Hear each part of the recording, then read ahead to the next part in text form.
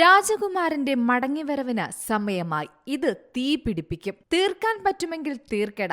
Home ഗ്രൗണ്ടിൽ ഒന്നൊന്നര ഗെയിമിനൊരുങ്ങി ദുൽഖർ സൽമാൻ. മലയാളികൾ ഏറെ നാളായി കാത്തിരിക്കുന്ന തിരിച്ചുവരവാണ് ദുൽഖർ സൽമാന്റേത്.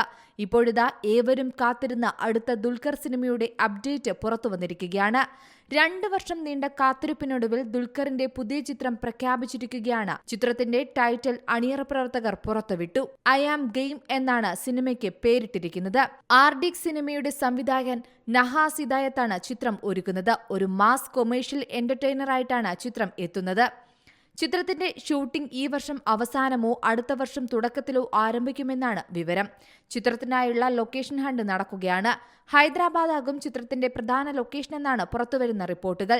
നഹാസ് തന്റെ ഇൻസ്റ്റഗ്രാമിലൂടെ പങ്കുവച്ച ലൊക്കേഷൻ ഹണ്ട് ചിത്രങ്ങൾ മുൻപ് സോഷ്യൽ മീഡിയയിൽ വൈറലായിരുന്നു. 2023 പുറത്തിറങ്ങിയ കിങ് ഓഫ് കൊത്തയാണ് ദുൽഖറിന്റേതായി പുറത്തിറങ്ങിയ അവസാന മലയാള ചിത്രം.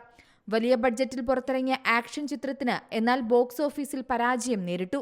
വെങ്കി അറ്റ്ലൂരി സംവിധാനം ചെയ്ത ലക്കി ഭാസ്കറാണ് ദുൽഖറിന്റേതായി പുറത്തിറങ്ങിയ അവസാന ചിത്രം. മികച്ച പ്രതികരണം നേടിയ സിനിമ ബോക്സ് ഓഫീസിൽ നിന്നും 100 കോടിക്ക് മുകളിലാണ് സ്വന്തമാക്കിയത്.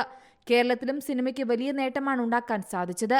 ആദ്യ ദിനം തന്നെ 2 കോടിക്ക് മുകളിൽ കേരളത്തിൽ നിന്ന് നേടിയ ചിത്രത്തിന് തുടർന്നുള്ള ദിവസങ്ങളിൽ കളക്ഷനിൽ കുതിപ്പ് തന്നെയാണ് കണ്ടത്.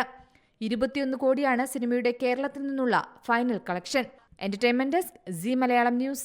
ഏറ്റവും പുതിയ വാർത്തകളും വിശേഷങ്ങളും വിരൽ തുമ്പിലറിയാൻ സീ മലയാളം ന്യൂസ് എല്ലാ ഡിജിറ്റൽ പ്ലാറ്റ്ഫോമുകളിലും ലഭ്യം.